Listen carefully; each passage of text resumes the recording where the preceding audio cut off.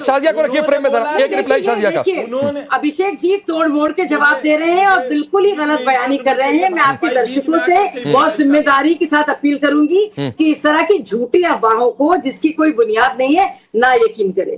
सब प्रधानमंत्री जी ने बहुत ही अच्छी तरह से बताया है, अपील की है कि हम सावधानी और आत्म संयम से बरतें अपने आप को। और जहां तक ईंधन की बात है कि कार पूल करें, वो तो वैसे भी हमें करना चाहिए था और करना चाहिए, क्योंकि इससे अब जाहिर सी बात है ऊर्जा संकट जो है और कम होगा। और क्योंकि पूरी दुनिया में ऊर्जा संकट है, अगर इन्हें पता होता कि भारत एक देश है और भी देश है और ऊर्जा संकट और महंगाई का दौर है और स्ट्रेट ऑफ हॉर्मुज कितना जरूरी है और उससे क्या असर पड़ रहा है, चाहे वो एडिबल ऑयल्स हो या फिर वो सोना हो, तो और या फिर पेट्रोल की कीमतें हो, और क्यों उसका असर पड़ सकता है आम इंसान की जिंदगी पर और रसोई पर, इस हिसाब से उन्होंने समझाया है। और जाहिर सी बात है संकट है, तभी तो अपील की है भाई मेरे। अच्छा ठीक है अभिषेक, एक छोटा रिप्लाई, फिर मैं धर्मेंद्र जी आ रहा हूं। राकेश जी, हम भी तो यही कह रहे हैं, हम चुनाव के समय भी तो यह कह रहे थे ना। तो भाजपाई आकर के क्यों कह रहे थे विपक्ष पैनिक फैलाने का कार्य कर रहा है, विपक्ष देश के अंदर संकट पैदा कर रहा है। उस समय भी तो हम यही कह रहे थे। और देश के प्रधानमंत्री जी आम जनता को कह रहे हैं कि विदेश यात्रा मत करिए, और खुद विदेश यात्रा पे चले गए। अब सर प्रधानमंत्री सुनिए ना, देश बंद नहीं हो जाएगा ना अभिषेक भाई, बड़ी बड़ी गाड़ियों नहीं नहीं, कम से कम थोड़ा तर्कपूर्ण बातचीत करिए, तो आप लोग आपस में सवाल जवाब कर लीजिए। ये गलत तर्क है ना, देश बंद कर देते हैं, सीमा सील कर देते हैं, फिर तो थोड़ा सोच समझ के ऐसे तो होगा नहीं, ऐसे तो होगा नहीं ना अभिषेक भाई। अब धर्मेंद्र यादव, अखिलेश यादव कह रहे हैं, एक मिनट जगदीश भाई रुक जाइए प्लीज, आ जाऊंगा आपके पास, रुक जाइए सर, एक बार आ जाता हूं, फिर आप चुप ही नहीं होते हैं। अभी अगल बगल देखिए, कहीं थोड़ा अगल बगल देखिए। फिर धर्मेंद्र यादव, एक ही संकट भाजपा, ये क्या चुनावी नैरेटिव नहीं है? और अगर संकट ही इसको संकट कहते हैं, तो जो पहले मैंने नाम गिनवाए, तो क्या तब संकट कांग्रेस हुआ करती थी? राकेश पांडे जी, जरूरी बात यह है कि कौन सा संकट गलत नीतियों से आया, कौन सा संकट मूर्ख नीतियों से आया, कौन सा संकट आदमी स्वीकार नहीं किया, बात वहां पे आती है। अच्छा। आज भारतीय जनता पार्टी के नेता सोना पे बात करें वो बिल्कुल अच्छा नहीं लगता, सुहाग पे बात करें वो बिल्कुल अच्छा नहीं लगता, सिंदूर पे बात करें वो बिल्कुल अच्छा नहीं लगता, मंगलसूत्र पे बात करें वो बिल्कुल अच्छा नहीं लगता। अब आप मुझे बताइए कि भारतीय जनता पार्टी ने कहा लाइन में लग जाइए नोटबंदी में, आपका भ्रष्टाचार खत्म हो जाएगा, वो झूठा साबित हो गया। कोरोना में आप ताली बजा दीजिए सारा सिस्टम ठीक हो जाएगा, वो झूठा हो गया। तो आज देश का हर एक नागरिक भारतीय जनता पार्टी के सबसे बड़े नेता प्रधानमंत्री जी को सीरियस नहीं ले रहा है। ठीक है, अगर हमारे स्वघोषित विश्वगुरु अच्छा सीरियस नहीं ले रहा है लेकिन जिता रहा है, वाह भाई सुन लीजिए ना, चुटकियों सीरियस नहीं ले रहा है लेकिन जिता रहा है, वो आपको पता है, सबको रिजेक्ट कौन कर जिता रहा रहा है है। आपको पता है? आपके बीच में मैंने एक बार भी नहीं बोला राकेश जी, मैंने इनके बीच में एक बार ठीक है, शाजिया एक बार सुन लीजिए। हाँ नहीं, सब शिष्टाचार से ही बातचीत कर रहे हैं, चलिए बोलिए। बिल्कुल बिल्कुल, बीच में ना बोले। कौन इनको जिता रहा है इनको पता है। हमारे जो स्वघोषित विश्वगुरु हैं उनके लिए क्या चुनौती है? छोटी बात है, यूं चुटकी बजाएंगे हार्मोज खुल जाएगा, यूं चुटकी बजाएंगे अमेरिका नतमस्तक हो जाएगा, यूं चुटकी बजाएंगे ईरान जो है तेल भेजना शुरू कर देगा। और इसमें आपको बहुत मजा आता है, संकट है ना पेट्रोल की संकट, और इसमें धर्मेंद्र यादव आपको बहुत मजा आ रहा है। आपको लग रहा है, सुनिए सर, आपको लग रहा है कि चुटकी बजाते नहीं खुलता है, तो इसमें आपको बहुत मजा आ रहा है। ये बोलने में आपको बहुत परम आनंद की अनुभूति हो रही है। हम कह रहे थे, जब विपक्ष कह रहा था कि ये संकट है, इसको सीरियसली देखिए, तो भाई आज भी मानिए ना धर्मेंद्र यादव की संकट है। आप ये तर्क दीजिए कि जब हम कह रहे थे तो नहीं माने, आज इतनी देर से क्यों आए? आज इतनी देर से क्यों आए?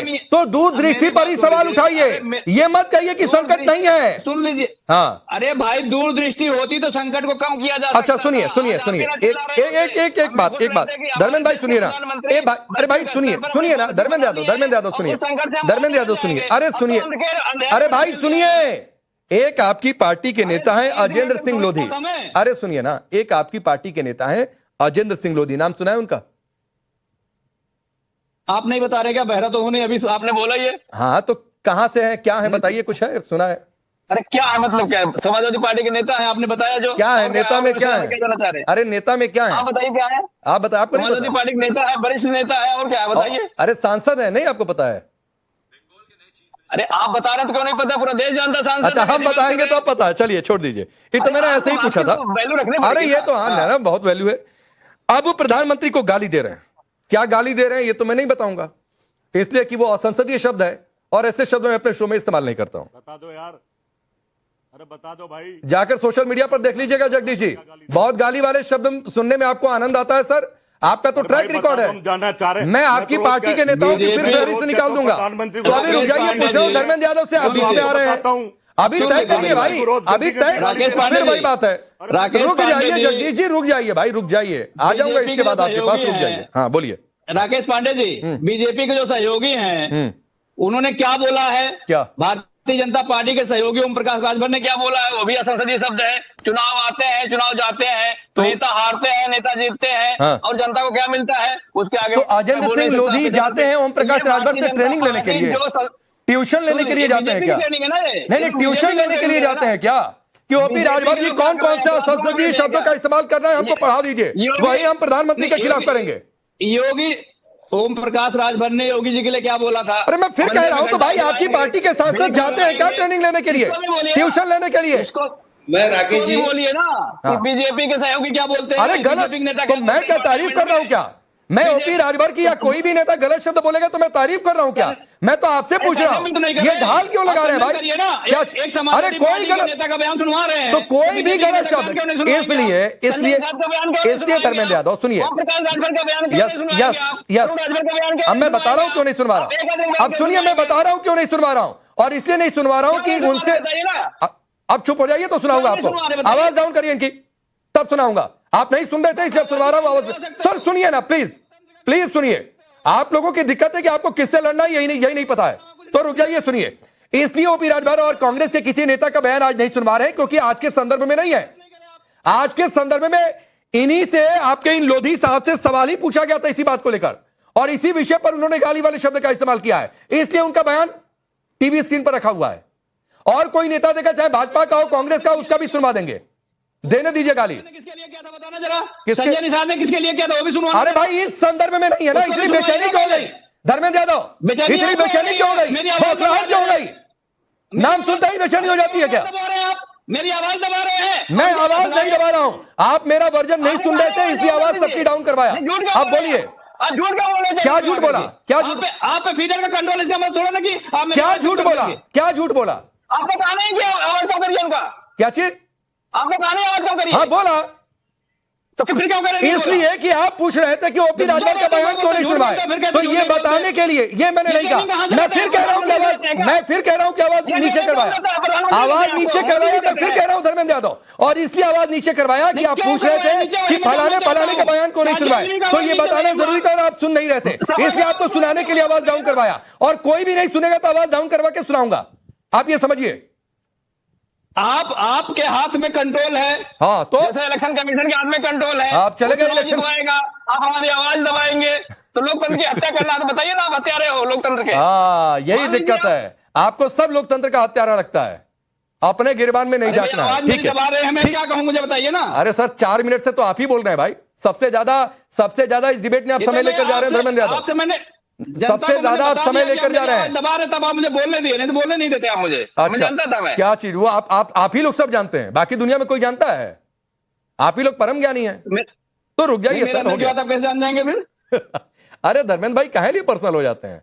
आपने पूछा कि फलाने का बयान क्यों नहीं सुनवाए, तो वो बताने के लिए आपकी आवाज। चलिए रुक जाइए, मैं आगे बढ़ जाता हूं, रुक जाइए एक minute. Satish sir, Samajwadi party के सांसद गाली दे प्रधानमंत्री पर, आपको लगता नहीं कि यह नफरत है? कांग्रेस पार्टी या विपक्ष अपने समय में अगर यह प्रवचन है, मैं फिर कह रहा हूं कि टाइमिंग वाला सवाल बहुत तार्किक है कि क्या चुनाव का इंतजार किया गया और क्या अब जानबूझकर इस समय लाया गया कि चुनाव खत्म हो गया इसलिए अब चलो, लेकिन उसके बावजूद क्या गिरबान में झांकना और इन शब्दों का ध्यान रखना जरूरी नहीं है? नहीं, राजनीतिक मर्यादा तो बिल्कुल होना चाहिए, चाहे भाजपा वाले चाहे विपक्ष वाले इसको बनाए रखे, इसमें कहां से दो राय, कोई दो राय नहीं होती। बस मैं इतना कहना चाहता हूं कि भाई अगर मितव्ययिता, कम खर्चा और नियंत्रण पहले सरकार से शुरू होती है, मुख्यमंत्रियों से शुरू होता है, कार पे कार पे कार पे कार, चौपर पे चौपर पे चौपर, उस सब पे तो कुछ कंट्रोल करे। क्या वो सब गोबर गैस से चलता है क्या?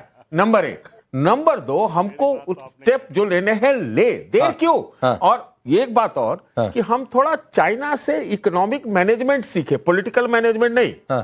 बाकी ये है कि आप एक्सपोर्ट बढ़ाओ ना भाई, अपने रुपया की कीमत बढ़ाओ ना, ये कौन रोक रहा है आपको?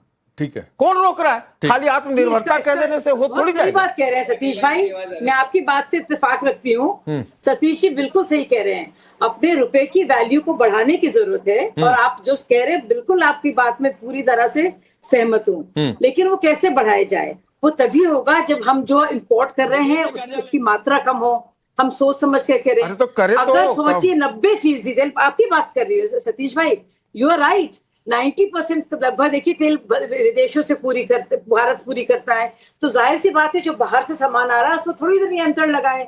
और जहां तक बात है कि हम लोग थोड़ा ख्याल रखें ईंधन बचाने का, वो तो मुझे लगता है एक जरूरी चीज है। बच्चा इस बात को समझता है, लेकिन राहुल गांधी जी का बयान सुनिए आप। राहुल गांधी जी ने बाकायदा ये कहा है कि जो दिक्कत आती है जो प्रधानमंत्री जनता पर रख देते हैं। अब आप भी जानते हैं बड़ी अच्छी तरह से कि क्या क्या हुआ है, आप विदेश में देखिए क्या क्या हुआ है। ठीक है।